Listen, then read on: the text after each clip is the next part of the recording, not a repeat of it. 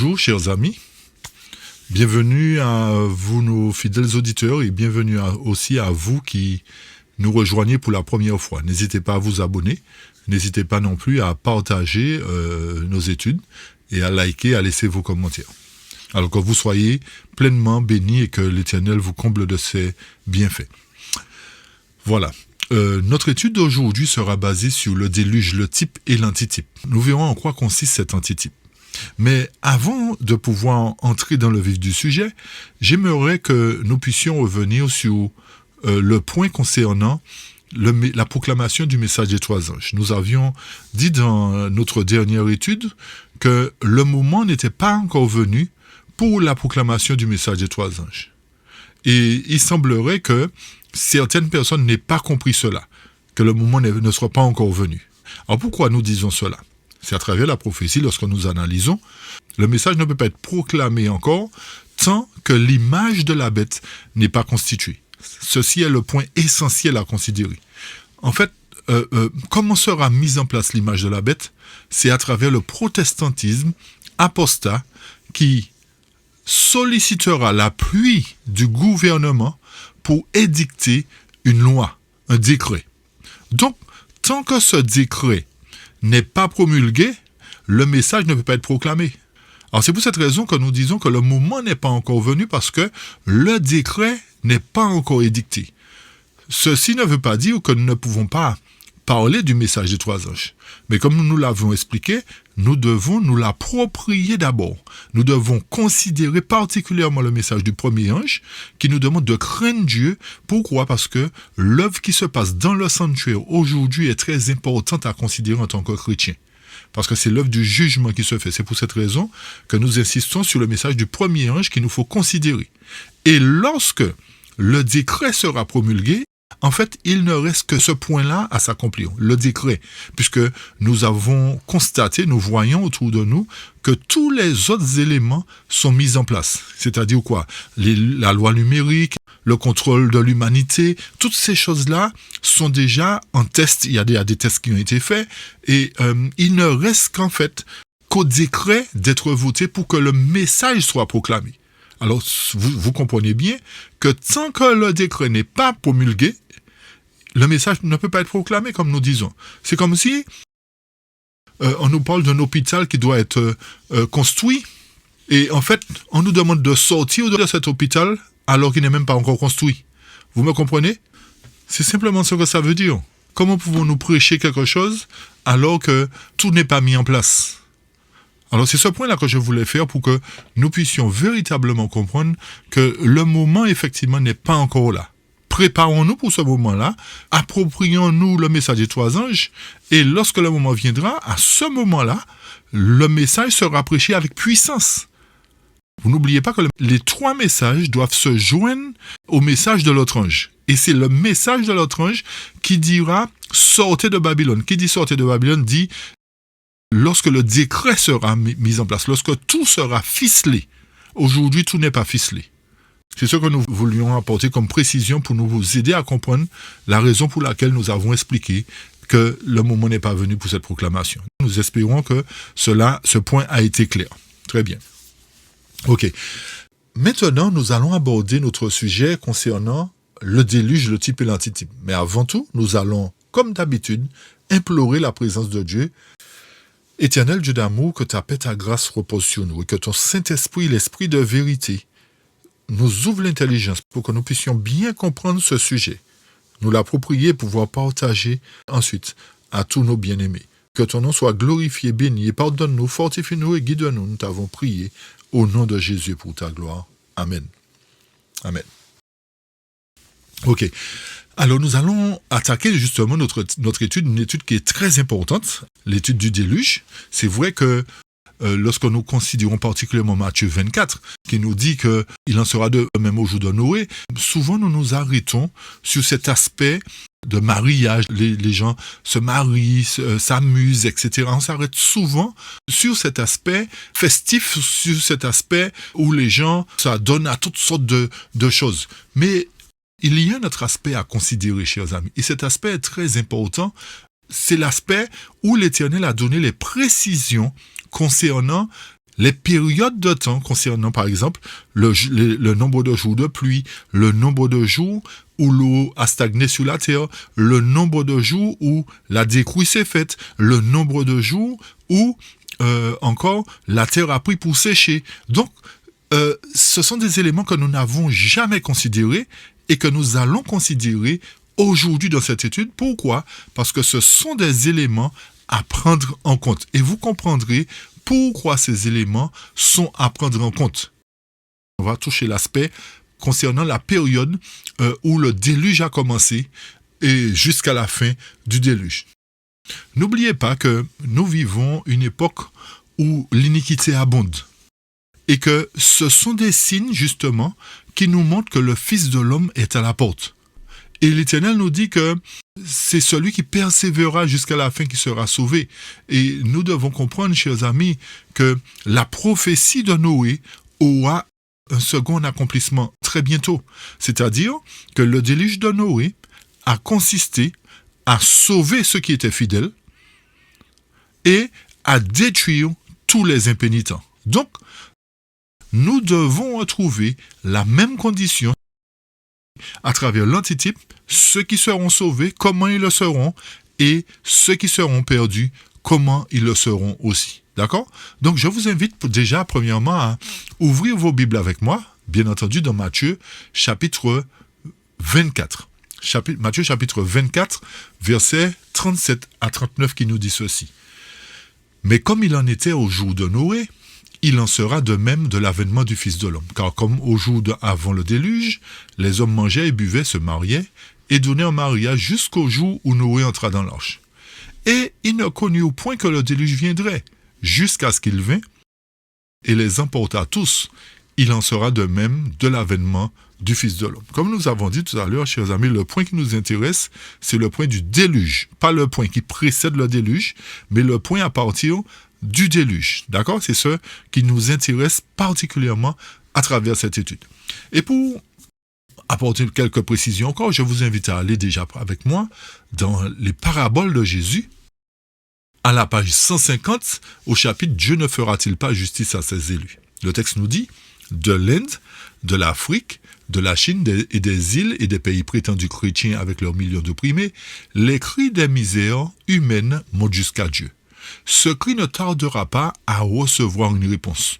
L'Éternel purifiera la terre de la corruption morale, non par un déluge d'eau, comme au temps de Noé, mais par un déluge de feu que personne ne pourra éteindre. » Donc, le texte nous fait comprendre, chers amis, que l'Éternel entend les soupirs de ses enfants, les cris de ses enfants, et il va les délivrer. Il va les délivrer à travers la séparation qui se fera entre les bons et les impénitents, entre les justes et les injustes. Et il détruira les injustes, non pas comme il a fait au temps de Noé, mais par un feu que personne ne pourra éteindre. Donc, bien entendu, la période de Noé, vous allez le comprendre, à travers l'antitype, couvre une période qui part de la fin du temps de grâce et qui s'étend jusqu'à la mise en place de la nouvelle terre. Ok? De la fin du temps de grâce jusqu'à la nouvelle terre. Donc, il y a plusieurs éléments à prendre en compte dans tout cela. Alors, suivez attentivement cette étude et, comme nous l'avons dit depuis quelque temps déjà, ouvrez le parachute de votre intelligence. Ouvrez le parachute de votre intelligence pour comprendre cette étude particulièrement, car c'est une étude qui n'a jamais été présentée, comme nous allons la présenter. Et c'est une étude qui demande beaucoup d'attention et qui demande aussi de réécouter plusieurs fois afin de bien la comprendre. D'accord? Alors prenez le temps d'ouvrir votre parachute, c'est-à-dire votre intelligence, pour que vous puissiez enlever tout préjugé en vous et que vous soyez ouvert à la compréhension de la parole de Dieu. D'accord? Très bien. Alors, il est intéressant de comprendre que l'Éternel, dans Amos chapitre 3, nous dit qu'il ne fait rien sans avoir révélé son secret à ses serviteurs les prophètes. Donc, pour pouvoir connaître le secret de l'Éternel, il nous faut consulter les prophètes à qui il a confié son secret. Il n'est pas donné à n'importe qui de connaître le secret de quelqu'un. Ce sont les intimes qui connaissent le secret de leurs proches, etc. Donc, l'Éternel nous dit que son secret, c'est-à-dire qu'il a un secret global, un grand secret. Et quel est ce secret? Le secret de Dieu, c'est de connaître le plan de la rédemption à travers l'œuvre du sanctuaire en passant par la justification par la foi et la prophétie. C'est ça le secret de Dieu. Donc ce sont ceux qui cherchent, qui étudient profondément, qui comprendront le secret de Dieu. Donc, pour que nous puissions aussi connaître le secret de l'Éternel, nous devons consulter les prophètes. Et c'est ce que nous allons faire à travers cette étude. Et vous comprendrez que l'Éternel nous a tout révélé depuis le plan de la rédemption jusqu'à la mise en place de la nouvelle terre. Je reprends. L'Éternel nous a tout révélé, il nous a donné tous les détails depuis le plan de la rédemption jusqu'à la mise en place de la nouvelle terre. Et pour confirmer cela, justement, je vais vous inviter à lire avec moi un passage qui se trouve dans le livre Jésus-Christ au chapitre 69 à la page 632 sur le mont des Oliviers. Le texte nous dit, le Christ a donné des signes de sa venue. Il affirme que nous pouvons savoir quand il est proche à la porte. Donc, en consultant les prophètes, nous serons en mesure de savoir quand l'Éternel est sur le point d'arriver. Il dit en parlant de ceux qui verront ces signes, cette génération ne passera point que tout cela n'arrive. Ces signes ont paru. Nous savons de science certaine que la venue du Seigneur est proche. Pourquoi? À travers les signes des temps que nous présentons depuis un moment sur cette plateforme. D'accord? Les événements, comme nous avons montré que le scellement est presque terminé. Ce sont des signes prophétiques qui nous le montrent. Nous avons montré qu'il y a une grande guerre qui doit se faire. Ce sont des signes prophétiques qui le montrent. Nous savons de façon certaine que ces choses arriveront. Le texte nous dit, le poursuivant nous dit, le ciel et la terre passeront, dit-il, mais mes paroles ne passeront pas. Donc, en cherchant dans la mine d'or de la parole de Dieu, nous devons connaître les secrets de l'Éternel. Alors, pour connaître comment les événements de la fin se dérouleront, nous allons dans le déluge pour savoir ce que l'Éternel a à nous dire. Alors, pour cela, je vous invite à aller dans Genèse chapitre 7, premièrement, avec nous, à partir du verset 1. Genèse chapitre 7, à partir du verset 1, qui nous dit ceci. Et l'Éternel dit à Noé, « Entre, toi et toute ta maison, dans l'arche, car je t'ai vu juste devant moi en ce temps-ci. Tu prendras de toutes les bêtes nettes, 7 de chaque espèce, le mâle et sa femelle, mais des bêtes qui ne sont point nettes, un couple, le mâle et la femelle. Tu prendras aussi des oiseaux des cieux, 7 de chaque espèce, le mâle et sa femelle, afin d'en conserver la race sur toute la terre. Car dans 7 jours, je ferai pleuvoir sur la terre pendant 40 jours et 40 nuits, et j'exterminerai de dessus la terre toute chose qui subsiste, laquelle j'ai faite. Et Noé fit selon tout ce que l'Éternel lui avait commandé. Donc ici, nous voyons que l'Éternel a prévenu Noé qu'il va détruire la terre. Et avant de détruire la terre, il doit sauver des espèces. Il doit sauver les humains, mais il doit sauver aussi des espèces animales. Donc l'Éternel nous fait comprendre comment les choses vont se passer avant la destruction. Et au verset 6, et nous avons complété cela, nous avons fait un petit tableau pour vous aider à comprendre plus clairement les éléments. D'accord? Alors vous allez suivre avec nous sur ce petit tableau que nous avons mis à côté des textes. Au verset 6, il nous est dit, « Or Noé était âgé de 600 ans quand le déluge des eaux vint sur la terre. Noé entra donc, et avec lui, ses fils, sa femme et les femmes de ses fils dans l'arche, et à cause des eaux du déluge, et il arriva au bout de 7 jours, les eaux du déluge furent sur la terre. » Quand nous regardons notre schéma ici, notre carte, alors nous avons mis les mois, remarquez bien que nous avons mis les mois d'après le calendrier juif, nous n'avons pas tenu compte du calendrier grégorien. Ok? Donc le premier jour, l'Éternel nous dit qu'il arriva au bout de 7 jours que les eaux furent sur la terre. Ces 7 jours-là, nous allons les considérer dans quelques instants. Ok? Nous allons pour cela au verset 11. Le verset 11 nous dit, « En insistant de la vie de Noé, au second mois, le 17e jour du mois, en ce jour-là, toutes les fontaines du grand abîme furent rompues et les bondes des cieux furent ouvertes. Et la pluie tomba sur la terre pendant 40 jours et 40 nuits. Et le déluge fut sur la terre 40 jours, et les eaux coururent et élevèrent l'arche, et elle fut élevée au-dessus de la terre. » Lorsque nous analysons notre carte encore, chers amis, le texte nous fait comprendre qu'au 17e jour du second mois, que la pluie a commencé à tomber. Il a commencé à pleuvoir sans arrêt pendant 40 jours et 40 nuits. Mais nous avons compris que Noé fut enfermé dans l'arche durant une période de 7 jours avant qu'il ne commence à pleuvoir. Ces 7 jours, nous allons le considérer tout à l'heure pour savoir ce que ça représente. Nous allons voir dans l'antitype que représentent les 40 jours. Ok? D'accord? Mais retenez bien que Noé fut enfermé 7 jours dans l'arche. Ensuite, il y eut 40 jours de pluie. Alors, on avance au verset 24. Et les eaux se maintinrent sur la terre durant 150 jours. Quand nous revenons encore sur notre carte, les eaux se maintiennent sur la terre durant 150 jours. Quand nous regardons bien, les eaux, à partir du moment où la pluie a commencé à tomber, jusqu'au moment où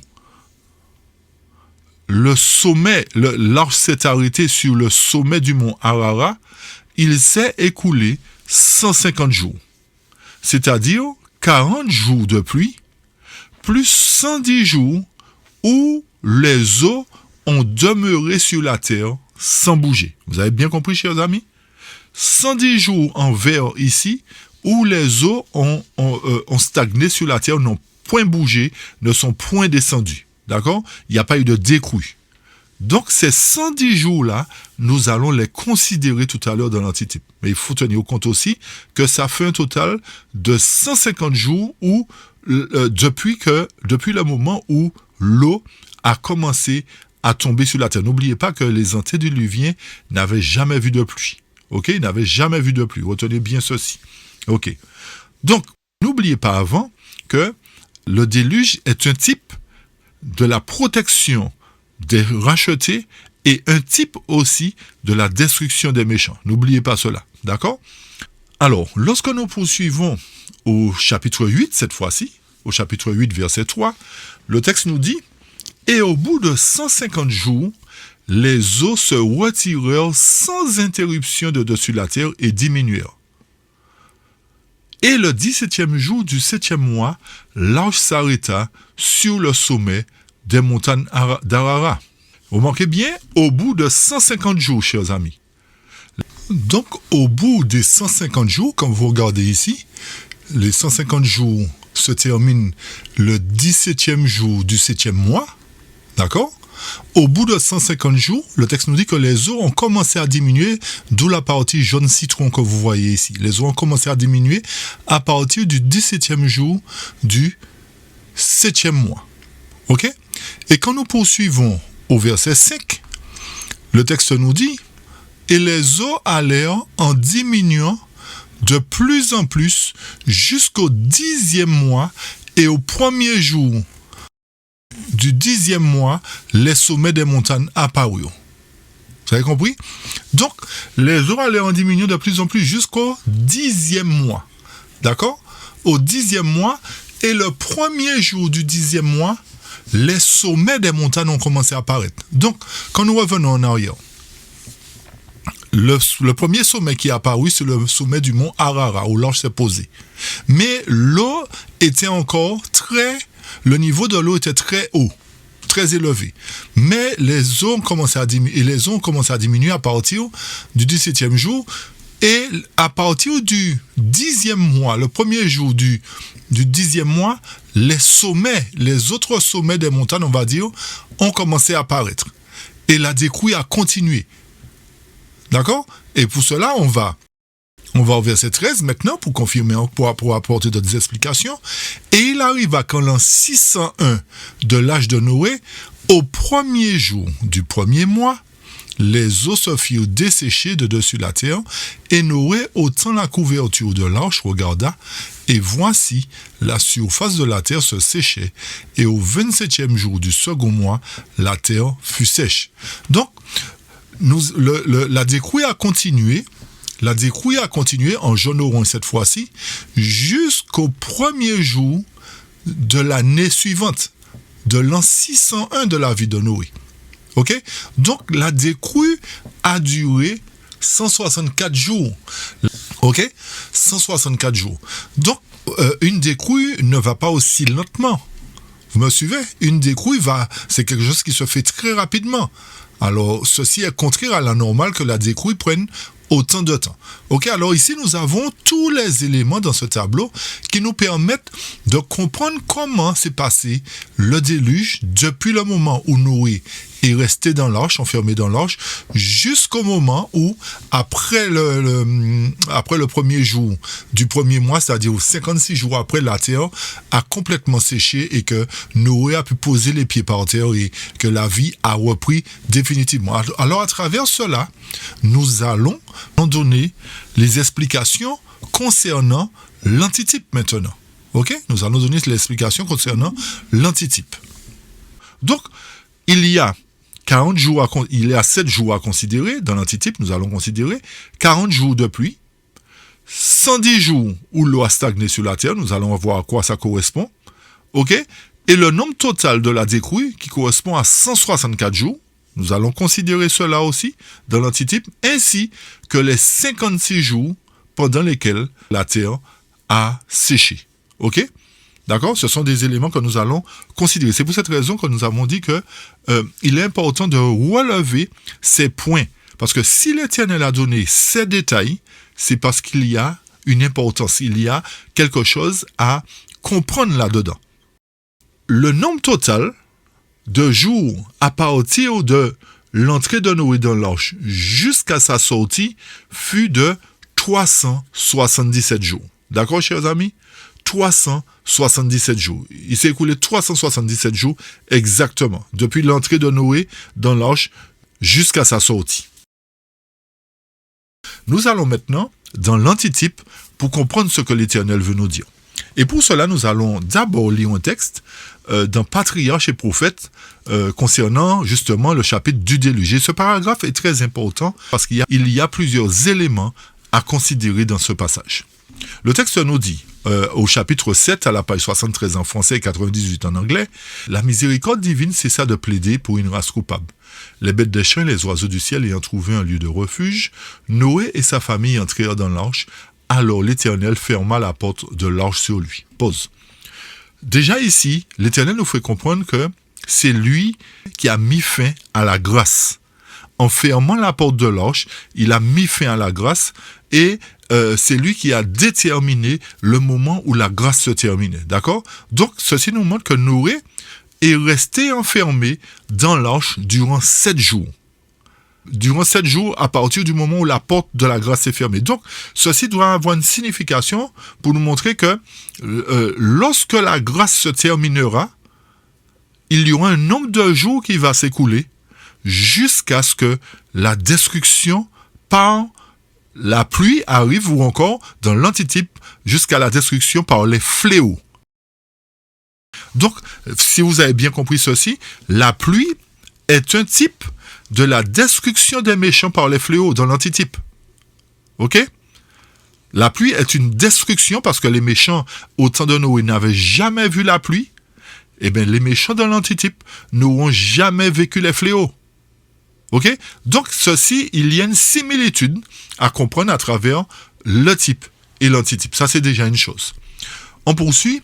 On vit un éclair, une nuée éblouissante descendit du ciel et se tint devant l'entrée de l'arche. La porte si massive que les hommes de l'intérieur n'auraient pu la fermer fut ébranlée par des mains invisibles et roula lentement sur ses gonds. C'est comme nous avons dit, c'est l'Éternel qui a mis fin à la grâce. Ainsi, tandis que Noé était à l'abri, les contenteurs de la grâce restaient sans protection. Ceci voudrait dire que les élus de Dieu seront protégés, seront à l'abri, tandis que les méchants vont subir la destruction. C'est ce que ça veut dire, ce passage. Ok? Donc l'Éternel, de même que Noé était protégé dans l'arche, l'Éternel aussi va protéger les élus dans un lieu où les fléaux ne tomberont pas. Pourquoi nous disons ça? Rappelez-vous, lorsque les fléaux sont tombés en Égypte, chers amis, n'y avait-il pas un lieu où les enfants d'Israël étaient en protection? Ce lieu s'appelait Goshen. Relisez l'histoire, hein? D'accord? Donc l'Éternel nous montre déjà, à l'époque, premièrement à l'époque de Noé, que Noé était protégé des fléaux, Et à l'époque d'Israël, que le peuple d'Israël aussi était protégé des fléaux qui tombaient sur l'Égypte. Ceci nous montre par 2 reprises que l'Éternel a protégé son peuple des fléaux. Donc, nous comprenons par là que dans l'antitype, l'Éternel aura aussi un lieu de refuge pour son peuple alors que les fléaux tomberont sur les méchants. Vous m'avez suivi? D'accord? Donc l'Éternel ne fait rien, comme nous avons dit, sans révéler ses secrets, son secret à ses serviteurs les prophètes. À travers le déluge, nous voyons que l'Éternel va prendre soin de son peuple, va les mettre à l'abri, alors que les méchants vont subir la persécution, vont subir l'effet des fléaux. Le texte poursuit et nous dit, cette porte était scellée par Dieu, qui seul pouvait la ouvrir. Ainsi sera fermée celle de la miséricorde lorsque Jésus, avant son retour sur les nuées du ciel, vous avez bien compris ce que dit la phrase, chers amis? Faites bien attention à cela. Pourquoi? On insiste dessus. Ainsi sera fermée celle de la miséricorde, c'est-à-dire la porte de la grâce, lorsque Jésus, à quel moment, écoutez bien, à quel moment, avant son retour sur les nuées du ciel, cessera son intercession en faveur des coupables. Pause. Qu'est-ce que cela veut dire? Cela veut dire, chers amis, que l'Éternel aura déjà décidé, avant son retour, qui sont ceux qui sont les brebis et qui sont ceux qui sont les boucs. Et c'est pour cette raison que nous insistons depuis des mois maintenant à travers nos études pour montrer que Matthieu 24 a mal été expliqué. Et c'est à travers le déluge que nous comprenons justement plus clairement que la séparation de l'ivraie et du bon grain se fera avant le retour de Jésus sur les nuées des cieux. C'est pour cette raison qu'il faut considérer beaucoup plus profondément le sujet du sanctuaire. Et c'est pour cette raison que nous avons appuyé sur le message du premier ange qui nous dit de craindre Dieu et de lui donner gloire. Donc, le texte nous fait comprendre ici que la grâce se termine pour tout un chacun avant le retour de Jésus sur la nuit. Donc la séparation est faite avant. Et c'est pour cette raison que Noé a été épargné des fléaux, tandis que les méchants ont subi la destruction. Ceci voudrait dire qu'il n'y a eu l'Éternel a choisi à protéger ses enfants avant, il les a scellés, il les a jugés, il les a mis en protection. Vous avez bien compris, chers amis? Tout ceci se rapporte à l'œuvre de purification qui doit se faire, à la séparation qui doit se faire entre l'ivraie et le bon grain. Donc, si vous avez bien compris cette phrase, désormais, vous serez à même d'expliquer à vos frères et sœurs, à vos bien-aimés, à vos dirigeants, que la séparation ne se fait pas au retour de Jésus, mais avant le retour de Jésus, parce qu'à travers le déluge, il a été plus clair que l'Éternel fera cette séparation, il fermera la grâce, la porte de la grâce, avant son retour. C'est pas à son retour qu'il va séparer l'ivraie et le bon grain, ni les boucs d'avec les brebis. Vous avez bien compris ceci, chers amis? Ok. Alors, on poursuit la lecture du paragraphe. Alors, la grâce divine ne freinant plus les méchants, ils seront livrés à la merci de Satan. N'oubliez pas que la période de grâce sera divisée en 2 parties. La grâce se fermera d'abord pour les premiers fruits. C'est-à-dire ces premiers fruits qui seront sur le mont Sion avec l'agneau. Ok? C'est sur le front desquels le nom de Jésus est inscrit. Ce sont les premiers fruits. Ils sont scellés. C'est-à-dire la grâce est fermée pour eux. Et c'est à ce moment-là, concernant les premiers fruits, que se fera la séparation de l'ivraie et du bon grain dans l'Église de Dieu. Vous avez bien compris, chers amis? Tandis que, concernant les seconds fruits, la grâce continuera jusqu'à l'appel de sortir de Babylone. D'accord? Je reprends. Les premiers fruits seront scellés avant que les vents ne soient lâchés. Ok? Et les seconds fruits, qui représentent la grande foule, la grâce va continuer pour eux jusqu'à la proclamation du message des 3 anges et de l'autre ange. Donc, la grâce va se scinder en 2. La première chose, concernant les premiers fruits, s'il y a des premiers fruits, il y a de seconds fruits. Et c'est pour cette raison qu'il faut bien faire la distinction entre les 144 000, les premiers fruits, et la grande foule, chers amis. Ok? D'accord? Alors, à partir de ce moment-là, nous voyons bien que l'Éternel doit enlever les premiers et les seconds fruits dans le monde avant que les fléaux ne soient déversés sur eux. Il faut que les premiers et les seconds fruits soient sauvés d'abord, que la grâce se termine pour les deux groupes, pour que aucun d'eux ne subisse l'effet des fléaux. Et le texte poursuit et nous dit, alors je reprends la phrase, alors la grâce divine ne freinant plus les méchants, ils seront livrés à la merci de Satan. Aussi, se proposeront-ils d'exterminer le peuple de Dieu. Mais, de même que Noé dans l'arche, les justes seront protégés par le Tout-Puissant. Est-ce que vous avez compris, chers amis? Il faut que la grâce se termine avant, que l'Éternel protège, parce que une fois que la grâce est terminée, c'est un moyen de protection pour le peuple de Dieu. L'Éternel les a scellés, les a mis en condition pour être protégés des fléaux. Le texte nous termine et nous dit, de même que Noé dans l'arche, les justes seront protégés par le Tout-Puissant. Ceci voudrait dire quoi? Ceci voudrait dire, chers amis, que lorsque les fléaux vont tomber, le peuple de Dieu sera protégé en un lieu. Mais avant tout, n'oubliez pas que, comme j'ai dit tout à l'heure, que le grand cri doit être proclamé pour inviter les seconds fruits à ne pas subir les fléaux. Et quand nous allons dans Apocalypse 18, verset 4, le texte nous dit, « Puis j'entendis une autre voix du ciel qui disait, « Sortez de Babylone, mon peuple, afin que vous ne participiez point à ses péchés et que vous ne receviez point ses plaies. » Donc, il y a un groupe, premièrement, qui est scellé, qui appelle le second groupe à sortir de Babylone. Vous avez compris pourquoi les deux étapes de scellement et de jugement? Les premiers fruits, étant donné qu'ils sont déjà scellés et jugés, ils sont en mesure d'aller appeler les seconds fruits à sortir du système de Babylone pour ne pas recevoir ses plaies. C'est pour cette raison que nous insistons et que nous disons que l'Église de Dieu, le premier groupe de Dieu ne peut pas être Babylone, parce que c'est ce groupe qui appelle les seconds fruits à sortir de Babylone.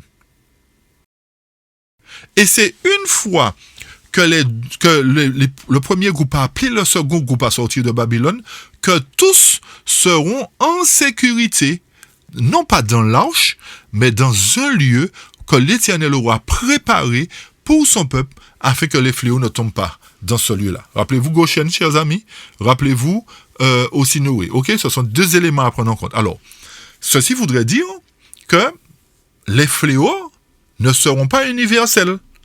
Vous m'avez compris? Et lisons, confirmons ce que nous disons.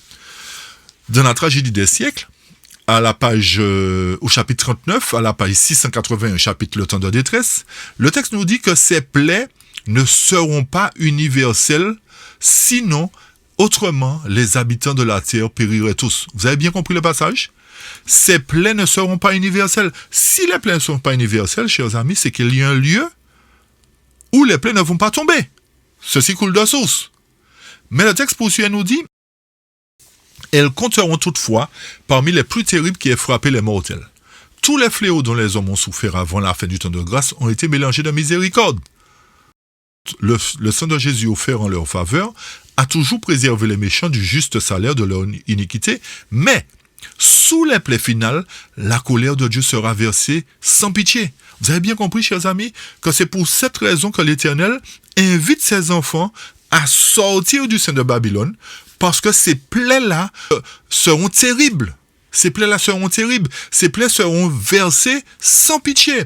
Alors que les plaies qui ont précédé, c'est-à-dire toutes les catastrophes qui ont précédé la période avant la fin du temps de grâce, étaient mêlées de miséricorde. Mais à partir du moment où la grâce est terminée pour les deux fruits, les choses deviendront difficiles. Et c'est pour cette raison que les méchants seront en mesure de dire que c'est à cause de ces élus, rappelez-vous dans le premier écrit, quand vous allez relire et dans la tragédie des siècles, c'est à cause de ces élus que ces plaies tombent sur nous, pour ceux qui ont déjà étudié. Ok? Donc, à partir de cela, ils vont pointer du doigt les élus qui sont en sécurité pour dire c'est à cause de vous, donc on va vous attaquer. Nous allons toucher ça dans quelques instants. D'accord? Nous allons le toucher dans quelques instants à travers la guerre d'Armageddon. Ok, alors on poursuit dans un autre passage. N'oubliez pas que les plaies ne sont pas universelles. Ok? On poursuit dans The Spirit of Prophecy, volume 1, à la page 85, le chapitre Le Déluge. Le texte nous dit, au jour du Seigneur, juste avant la venue du Christ, au jour du Seigneur, juste avant la venue du Christ, qu'est-ce qui va se faire? Dieu enverra du ciel dans sa colère des éclairs qui s'uniront au feu sur la terre. Les montagnes brûleront comme une fournaise et déverseront de terribles torrents de lave, détruisant les jardins et les champs, les villages et les villes, et en déversant leurs minerais fondus, leurs roches et leurs boues chauffées dans les rivières. Elles les feront bouillir comme une marmite, projetteront des roches massives et disperseront les fragments sur la terre avec une violence indescriptible. Des fleuves entiers seront asséchés, la terre sera secouée, et il y aura partout des éruptions et des tremblements de terre épouvantables. Dieu frappera les méchants habitants de la terre jusqu'à ce qu'ils soient détruits. Ok, ceci nous montre effectivement que c'est la même chose qui s'est passée au déluge. À l'époque du déluge, l'Éternel a détruit tous les méchants. Écoutez la fin du paragraphe. Les saints sont préservés sur la terre, pas dans le ciel. Les saints sont préservés sur la terre au milieu de ces terribles bouleversements, comme Noé fut préservé dans l'arche au moment du déluge. Encore une fois, l'Éternel confirme que les saints seront sur la terre, protégés au milieu de ces bouleversements. Donc, l'Éternel a un lieu où il va protéger son peuple, chers amis. Où se trouve ce lieu? Où se trouve ce lieu que l'Éternel où l'Éternel va mettre son peuple? Donc, l'Éternel promet, à partir de ce moment-là, on va dire que l'Éternel a prévu un second exode. Ok? Rappelez-vous que dans la Bible, il y a toujours un type et un antitype. Tout ce qui a été, d'après ce que nous a dit Salomon, reviendra. Il n'y a rien de nouveau sous le soleil. Donc, le fait qu'il y ait eu un premier exode, il y aura aussi un second exode. C'est vrai que ça paraît nouveau pour vous, chers amis, mais c'est écrit dans la parole de Dieu. Et rappelez-vous le passage qui nous dit que l'Éternel a donné ses secrets à ses prophètes. Et en consultant les prophètes, nous sommes en mesure, par la grâce de Dieu, de décortiquer, de comprendre le secret de Dieu. Donc, dans Ésaïe 11, qu'est-ce que l'Éternel a à nous dire? Ésaïe 11, 11. Dans ce même temps, le Seigneur étendra une seconde fois sa main pour faire quoi? Pour racheter le reste de son peuple dispersé en Assyrie. Qu'est-ce qu'on a parlé de l'Assyrie concernant l'Assyrie? Le monde christianisé, anglophone. En Égypte, c'est-à-dire le monde. Vous avez compris? C'est-à-dire, l'Éternel va enlever son peuple à travers les faux chrétiens et à travers la mondanité. À Patros en Éthiopie, à Élam, à Shinera, à Hamath, etc., etc. Il élèvera une bannière, verset 12, pour les nations. Il rassemblera les exilés d'Israël et il recueillera les dispersés de Juda des 4 extrémités de la terre. Ça voudrait dire que toute la terre sera rachetée à travers les premiers et les seconds fruits. La jalousie d'Éphraïm disparaîtrait, ses ennemis en Juda seront anéantis. Éphraïm ne sera plus jaloux de Juda et Juda ne sera plus hostile à Éphraïm. Nous allons au verset 15 qui nous dit ceci. L'Éternel desséchera la langue de la mer d'Égypte et il lèvera sa main sur le fleuve en soufflant avec violence. Il le partagera en 7 canaux et on le traversera avec des souliers. Et le verset 16 qui est intéressant nous dit « Et il y aura une route pour le reste de son peuple qui sera échappé de la Syrie. » Vous avez compris, chers amis? Comme il y eut une pour Israël le jour où il sortit du pays d'Égypte. Lorsque nous relions le verset 1, 11 et le verset 16, le texte nous dit, dans ce même temps, le Seigneur étendra une seconde fois sa main pour acheter le reste de son peuple dispersé en Assyrie et en Égypte. Et le verset 16 nous dit, et il y aura une route pour le reste de son peuple qui sera échappé de la Syrie. Donc l'Éternel nous fait comprendre, chers amis, qu'il va mettre sa main une seconde fois. À quel moment a-t-il mis sa main une première fois? À la sortie d'Égypte. Pourquoi faire? Pour sortir son peuple de l'abomination. Donc l'Éternel nous permet encore une fois, plus clairement de comprendre qu'avant que le déluge n'arrive, avant que les fléaux ne tombent, il va provoquer un second exode pour ramener tout son peuple, pour que son peuple soit en sécurité dans un lieu avant que les fléaux ne tombent. N'est-ce pas ce qui s'est passé avec le peuple d'Israël en Égypte? Analysez bien. Ok? L'Éternel aussi a ramené Noé avant ça, dans l'arche, avant les fléaux. Donc l'Éternel a un plan de ramener tout son peuple pour qu'il soit en sécurité avant que les fléaux ne soient déversés. Et Jérémie chapitre 16 confirme encore et nous dit, néanmoins, voici les jours viennent, dit l'Éternel, qu'on ne dira plus. L'Éternel est vivant qui a fait remonter les enfants d'Israël du pays d'Égypte, mais l'Éternel est vivant qui a fait remonter les enfants d'Israël du pays de l'Aiguillon ou du Septentrion, pays du Nord, et de tous les pays auxquels il les avait chassés. Qu'est-ce qu'on vient de lire dans Isaïe 11?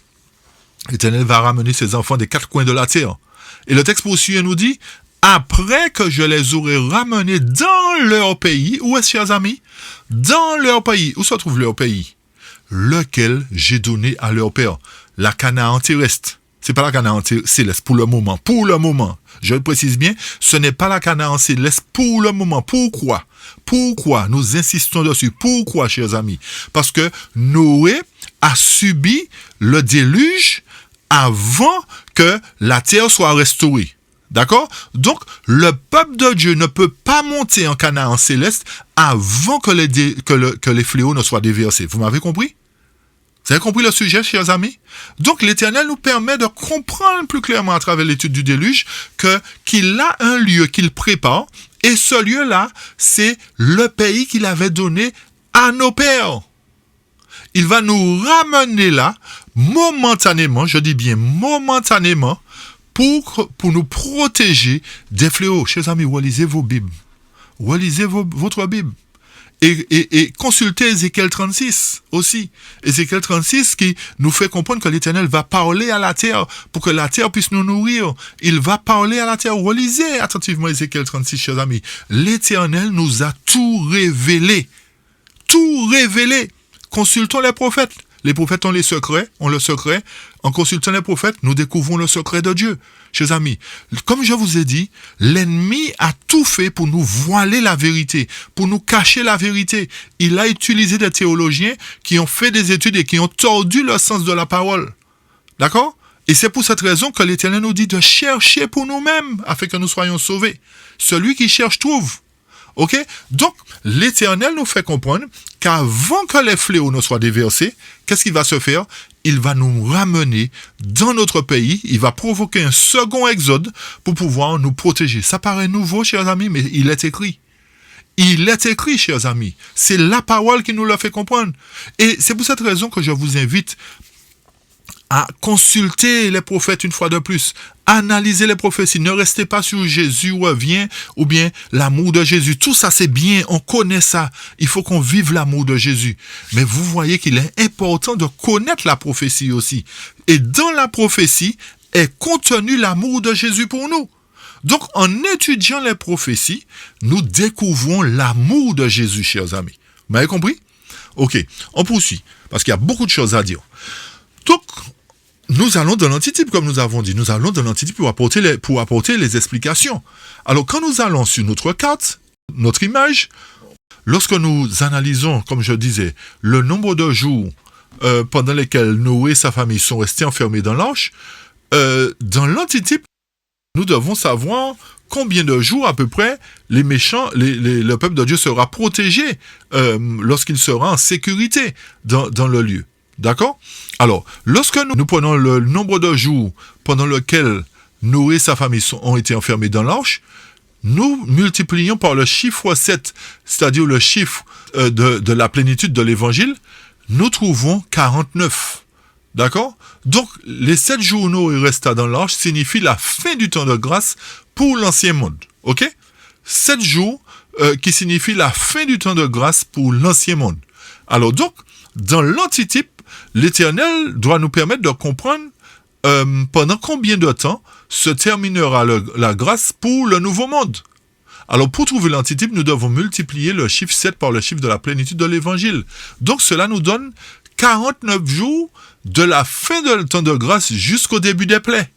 Vous avez compris, chers amis? Puisque le fait que Noé soit resté enfermé 7 jours dans l'arche, et suite à ces 7 jours, les plaies sont tombées, donc dans l'antitype, l'Éternel doit nous permettre de comprendre pendant combien de jours nous serons enfermés, nous serons en sécurité dans le lieu qu'il a choisi, avant que les fléaux ne tombent. Donc, il s'écoule 49 jours avant que les plaies ne soient déversées sur les méchants. Ok? Alors, où dans la Bible, il y a cette notion de 49? Nous allons dans Lévitique. Lévitique chapitre 25, verset 8, chers amis. Lévitique chapitre 25, verset 8 nous dit « Tu compteras aussi cette semaine d'année, savoir 7 fois 7.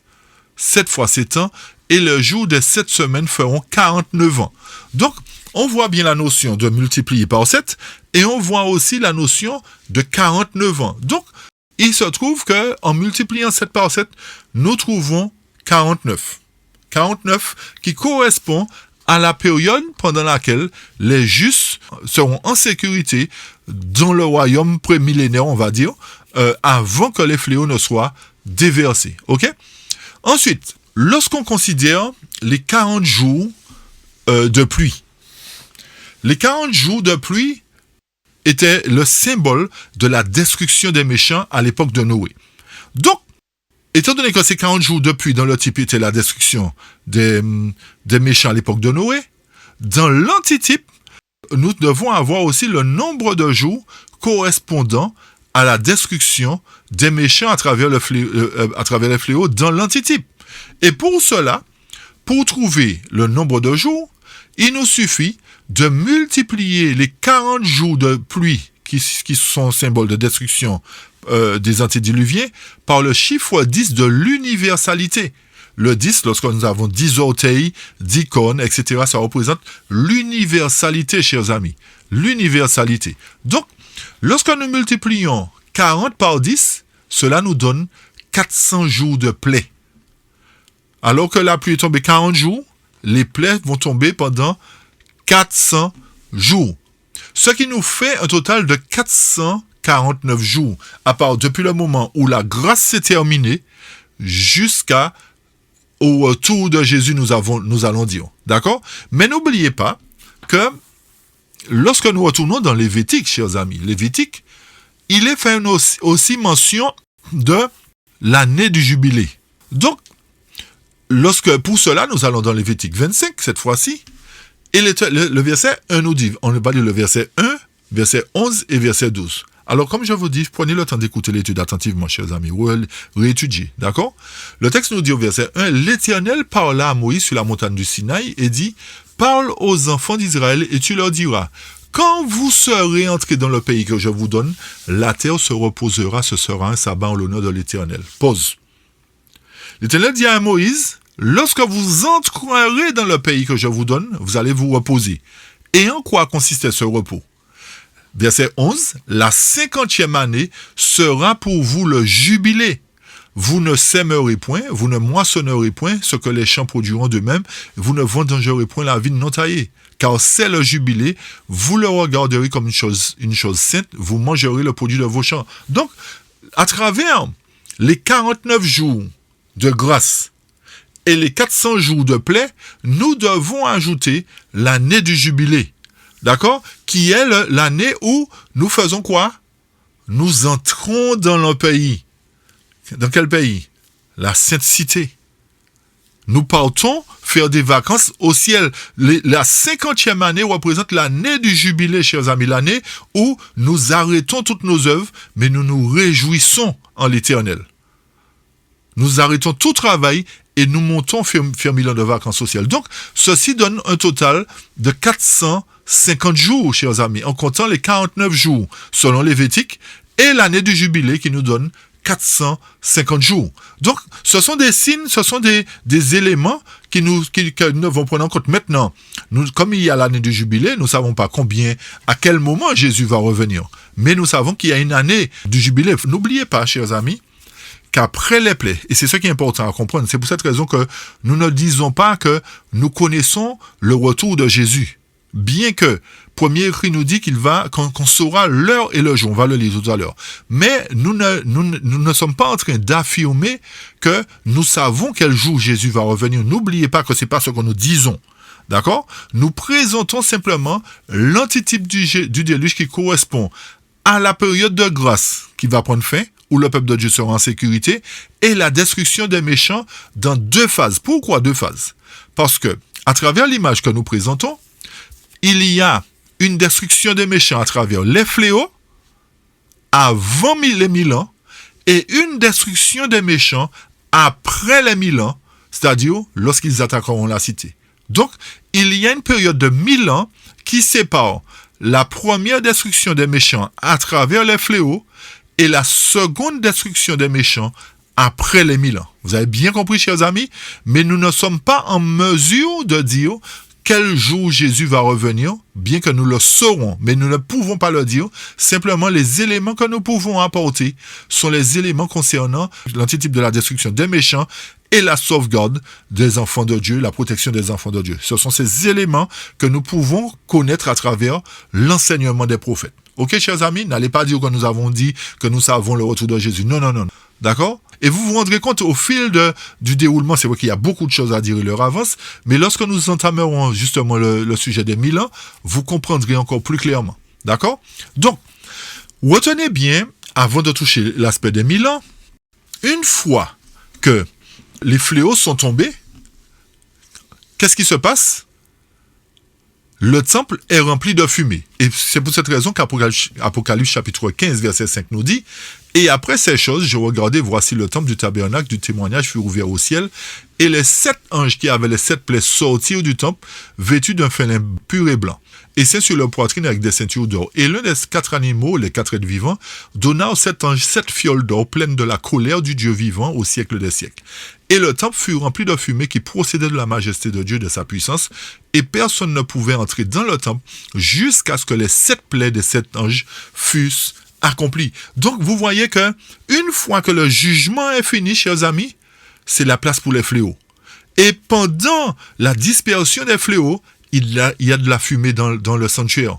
D'accord? Il y a de la fumée. C'est-à-dire que tout est accompli, tout est fini à ce moment-là. C'est simplement la destruction des méchants qu'il reste à accomplir à travers la première phase de leur destruction, c'est-à-dire les fléaux. Ok, chers amis?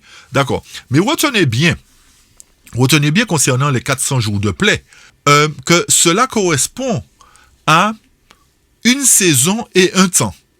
Ok? Donc, nous reprenons pour bien comprendre. La pluie tombe à 40 jours. Et comme la destruction des méchants sera mondiale, nous avons multiplié 40 par 10 qui nous a donné 400 jours. Ainsi, les plaies ont commencé à tomber et continuent pendant 400 jours. Ok? Donc, à la fin du temps de grâce, jusqu'à la seconde venue du Christ, il y a une saison et un temps. Il y a une saison et un temps. Pourquoi une saison et un temps? Où est-ce dans la Bible qu'il y a marqué une saison et un temps, chers amis? Où est-ce? Et ceci nous amène à considérer ce qui va se passer durant les 400 jours de plaie. Vous me suivez? Analysez bien ce qu'on dit. Donc, il y a une notion de une saison et un temps. Où est-ce que ça se passe? Mais malheureusement, nous allons devoir nous arrêter parce que dans la seconde partie, il y a beaucoup d'éléments à considérer. Et comme nous ne voulons pas vous gaver, nous voulons que vous compreniez correctement le sujet. Donc, nous allons nous arrêter et nous reprenons la deuxième partie avec les éléments concernant la saison et le temps, les 1000 ans, ensuite les 164 jours, etc. D'accord? Alors, nous vous remercions déjà pour votre compréhension, pour votre patience, et nous vous donnons rendez-vous pour la seconde partie de cette étude concernant le déluge, le type et l'antitype. Nous vous disons à bientôt et que l'Éternel vous bénisse. Amen.